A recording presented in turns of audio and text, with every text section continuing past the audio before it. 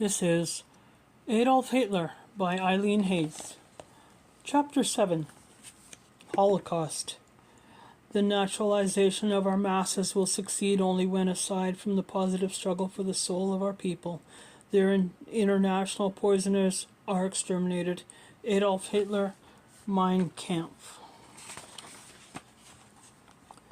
While the mighty German military flexed its muscles across Europe, another killing campaign was going on within the territories that were under German rule.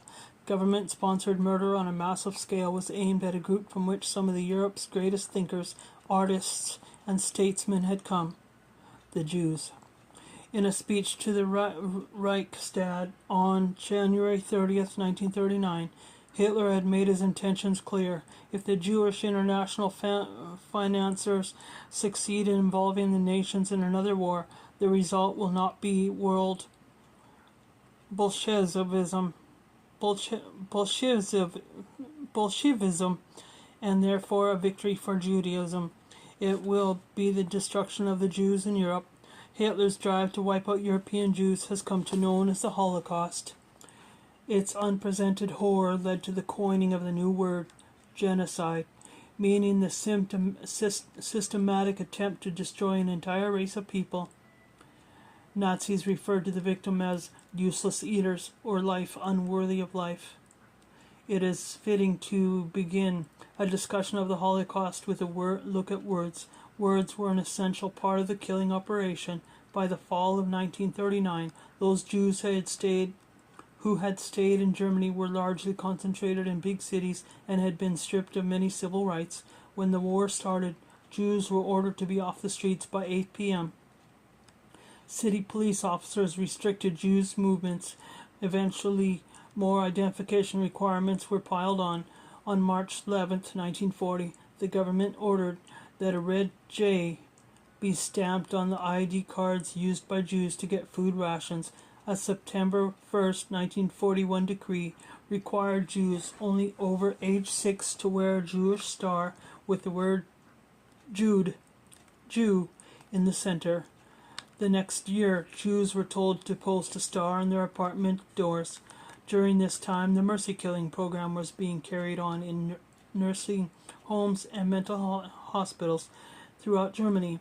Jewish patients did not need to be certified mentally ill to be killed. It was enough that they were Jewish. But when the word of the killing got out, the German public, some Christian leaders, and even party members raised objections. A group of mothers marched to the headquarters of the Gestapo and protested. Faced with this public outcry, Hitler called an official end to the program in August 1941. But the state-sanctioned killing of innocent people was just beginning. Before resorting to the systematic murder on a large scale, the Nazis simply tried to get the Jews out of Europe. They hatched an ambitious plan in 1940 to ship millions of Jews to the island of Madagascar off the eastern coast of Africa. The project would be paid for with wealth stolen from the Jews being deported, but several problems arose. For one thing, the island was under French control, and the French government objected. Furthermore, moving so many people so far would have required more transportation resources than Germany could spare. In 1941, the Nazis turned their attention to the invasion of the Soviet Union, and the scheme died. The Madagascar plan was Germany's last major effort to get rid of the Jews by emigration. Meanwhile, with most of the Poland under German rule, the Germans began rounding up Jews and herding them toward the area of Poland called the General Government. About 2 million Jews already lived in German-controlled Poland. Hans Frank, the Nazi in charge of the German government, complained about his territory being a dumping ground for people the Nazis found undesirable. He urged that some other solution be found. Before long, his wish would be granted, with the Nazis' final solution. Moving toward that end, the Nazis created Jewish ghettos, or areas where only Jews would live, in the general government and other Nazi-held areas. They moved the non-Jewish population out and forced Jews into the ghettos, which was primarily near rail lines in large cities. The first major ghetto, in Lodz, Poland, was set up in April 1940. Warsaw, which had a Jewish population of 700,000 before the Nazis arrived, saw the initiation of its ghetto in October 1940. Most other ghettos were in place by the end of 1941. By this time, Jews had been gradually separated from non-Jews, socially, economically, and physically. Thus isolated, they could be more easily deported or slaughtered. Hitler and his henchmen were keenly aware of the need to remove Jews from Germany without sparking public outrage. They planned to commit the most gruesome of their crimes in the occupied territories in the East, out of the view of German public. Conditions of the ghettos spelt death for many Jews. The Nazi masters let in only meager food supplies, and hunger and disease claimed thousands of lives. An estimated 45,000 people died in the Lodz ghetto and about 83,000 in Warsaw. Birthrights plummeted, but the Nazis couldn't wait for Jews to die off slowly, so they turned to quicker and more direct methods of killing. The final solution. When Germany invaded the Soviet Union on June 22, 1941, small SS squads were sent in behind the army. Their mission was to locate Jews and kill them on the spot. These roving death units were called Einsatzgruppen, literally action squads, whose villages were burnt, entire Jewish communities taken out and shot. Hitler's goal in the East was not just to win the war, but to annihilate millions: communists, Jews, Slavs, and Gypsies. Jews in the Soviet Union had not fared well under the communists, and many actually welcomed the Nazis, believing that the Germans would prove better rulers than those they had. Einsatzgruppen leaders took full advantage of this misplaced trust. They gathered large groups of Jews with simple ruses, calling them together for registration or resettlement. The tricks worked time and again. In a secluded spot outside of town, a huge grave would be waiting. Victims were divided into smaller groups and told to hand over valuables and sometimes clothing. Killing squads lined up the Jews at the edge of the ditch and shot them in the back of the neck, letting the bodies tumble in. Blood spattered on the uniforms of the shooters. Sometimes Jews were killed in a system called the sardine method. Victims were forced to lie down in the grave and were shot from above. The next group had to lie on top of the bleeding bodies, some of them which withered and twitched with life. The new group put their heads at the feet of those below. When the dead and dying were 5 or 6 deep, the grave was covered with dirt. Within 5 months, the roving death squads had murdered 500,000 Jews. Einsatzgruppen commanders gave the men extra rations of liquor, food, and cigarettes. Many of the men who wielded the guns were sickened by their task, and most drank themselves into a stupor before mass executions. Some committed suicide, and others went insane. Even the cold-blooded SS chief Heinrich Himmler nearly fainted the first time he witnessed a mass shooting in the summer of 1941. He returned to Berlin and ordered that more humane methods of murder be found. The result of Himmler's order was the use of gas fans. Victims were loaded into a sealed van, and deadly carbon monoxide from the engine's exhaust were pumped in. By the time the vehicle arrived at a waiting mass grave, the van was full of corpses. Just how much killing the Nazis could do with poison gas remained to be seen. It was apparently sometime this summer of 1941 that Hitler told Himmler to find a permanent solution. This marked the Nazis' move from mass murder into genocide. No document bearing Hitler's signature had ever been turned up linking the Führer explicitly to the plan for genocide, which the Nazis referred to as the final solution to the Jewish problem. But by the end of that summer, Göring and Reich Security Chief Reinhard Heydrich were both talking about a Führer order on the matter, and Göring, asked after the war who had been responsible for the camps, replied, "Hitler personally. Everyone who had anything to do with the camps were directly responsible to Hitler." Göring directed Heydrich on July 31st, 1941, to come up with a total solution of the Jewish question with the German sphere of influence in Europe. Rumors were already circulating among the public that the Nazis had a plan to exterminate the Jews. That fall, Hitler remarked to Himmler and Heydrich the two SS leaders with greatest responsibility for the program, that he didn't mind the rumors. The terror they inspired, he said, was a healthy thing. Heydrich called a final solution conference of 15 Nazi leaders in January 1942 in the Berlin suburb of Wannsee. There he explained his plan. The remaining Jews were to be rounded up and sent to work camps. Those who could not work would be killed immediately. Those who could work would be worked to death, and anyone strong enough to survive such harsh treatment clearly represented a danger to Germany and would have to be treated accordingly. This meant killed. Anyone present knew it. Now, instead of the slower and less efficient methods of killing already in use, the Nazi had a systematic plan for mass exterminations. Responsibility for putting the plan into action fell to Adolf Eichmann, head of Jewish affairs throughout German-controlled territory. Eichmann was perfect for the job. He was obsessed with killing every Jew he could get his hands on. The Gestapo was put in charge of the roundup. It enlisted the aid of the SA, the SS, local police, and even Jewish leaders.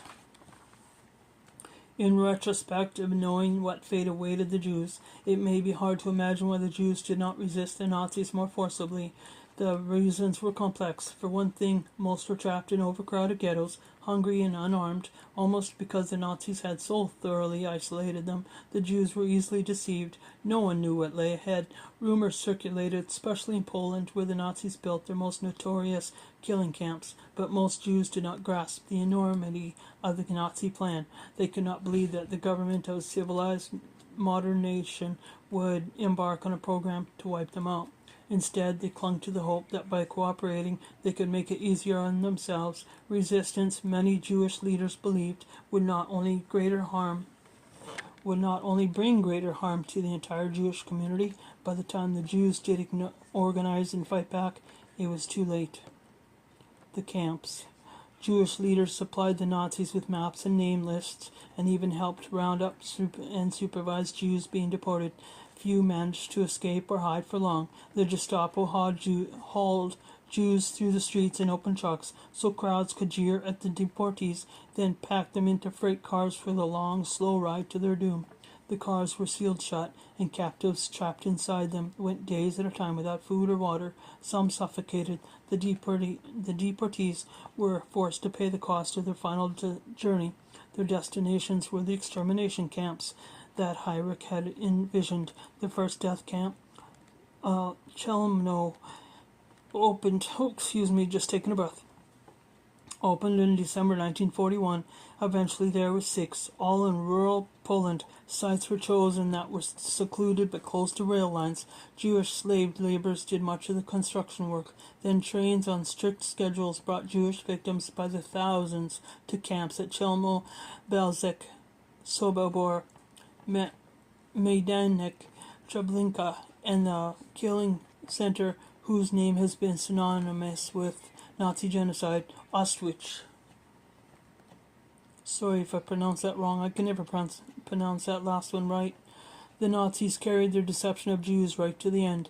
Camps were designed to look like transit stations with flowering plants about the platform and an orchestra playing for new arrivals. An official greeted them with a soothing speech, saying that they would get job training in the camp before being settled.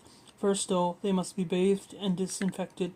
Belongings were collected and claim checks handed out, and the Jews were sent to what looked like shower rooms. But the buildings were gas chambers in disguise. At first, Jews were gassed with carbon monoxide engine exhaust. Later, Auschwitz commander Rudolf Haas introduced a more effective gas. In his post-war confession to the Allies, Haas gave them this chilling account. When I set up the extermination building at Auschwitz, I used Zyklon B, which was a crystallized prussic acid which was dropped into the death chamber from a small opening. It took from 3 to 15 minutes to kill the people in the death chamber. We knew when the people were dead because their screaming stopped. Another improvement we made over Treblinka was that we built our gas chambers to accommodate 2,000 people at one time. The foul and nauseating stench from the continuous burning of bodies permeated the entire area, and all the people living in the surrounding communities knew that exterminations were going on. Haas built a huge camp that was an industrial complex as well as a death center. When a trainload of Jews arrived, everyone had to walk down a ramp leading into the camp where a doctor would perform the selection. He would indicate with a flick of a finger who would be gassed immediately and who would be spared for the moment. The old, the sick, and small children were separated out to be killed first. Most were dead within 2 hours of their arrival. Jews who survived the first selection was put to work. These laborers generally survived for about 3 months. At its peak, Auschwitz was killing 20,000 people a day. Most notorious among the doctors of Auschwitz was Joseph Mengele. Handsome, dapper, always immaculately groomed, Mengele was known as the Angel of Death. He whistled while doing ramp selections. Mengele made a specialty of torturing children, calling the sadistic treatments medical experiments. Mengele was particularly fond of twins, thinking he might learn from his experience how to reproduce the master race in greater numbers. He spoke soothingly to his twin victims, and some even called him Uncle Mingo. He injected them with a variety of substances, drew fluids from their bodies, stood them on their heads, or dunked them in cold water until they passed out. He injected dyes into children's eyes to see if they would turn brown, eyes blue. His cruelty was far from unique. Nazi doctors in Auschwitz and other camps used inmates as guinea pigs for a mind-boggling array of experiments. Male and female inmates were sterilized in lightning-quick operations with little or no anesthesia. They were put in pressure chambers from which the oxygen was slowly removed until they died grisly deaths. Some were shot with poisonous bullets, others were injected with deadly diseases or cut open and given infections with dirt or glass so the doctors could test treatments. Organs were removed from living prisoners for study. Nazi doctors cut legs and arms off healthy inmates and tried grafting them onto other prisoners. The skin of camp inmates were made into purses, gloves, and lampshades. Some inmates were carefully measured, then killed so their skeletons could be sent to a research institution. This killing was often done by lethal fentanyl injection into the heart. The practice was called spritzing, or squirting, and its victims were said to have been abspritzed, or squirted off. Where did all those bodies go? At first, victims were buried in mass graves, but the decomposing bodies swelled, stank, and drew blood, bugs, and rodents. They were dug up and burnt in pits. Then Haas devised another improvement: compact units with gas chambers and cremation ovens in the same building. Before the last roll call on January 17, 1945, at Auschwitz, gas chambers there killed more than 1 million people from all over Europe. Although the Nazi program's genocide is believed to have been responsible for the deaths of about 6 million Jews, historians disagree on the number of Jews killed by the Germans and their allies. Estimates ranged from about 5.6 million to 6.9 million. Research continues. Others killed in Nazi camps included about 3 million Soviet prisoners of war, 3 million Polish leaders and intellectuals, and 300,000 to 1 million gypsies. Adolf Hitler, the man behind the murders, delegated the operation of the Nazi killing machine. So far as is known, he never watched a mass execution or visited a death camp, but aides in their inner circle had no doubt about what the Führer wanted, and they did their best to give it to him. In the years and decades to come, they would learn that claiming they had just followed orders did not excuse them for murdering millions. And the blood guilt of the Holocaust be placed only on those who had a direct hand in the killing. Should the camp construction crews, the Zyklon B suppliers, the railroad operators, the office-bound bureaucrats, and the residents who smelt the smoke of burning corpses share the blame? Could the leaders of Allied nations that did not stop Hitler sooner also be held culpable? The memory of Hitler's Holocaust would color Germany's domestic politics and international relations for decades. Perhaps there is no such thing as collective guilt, but for Germans, despite the passing of time, there be most certainly remains such a thing as collective shame. End of 7.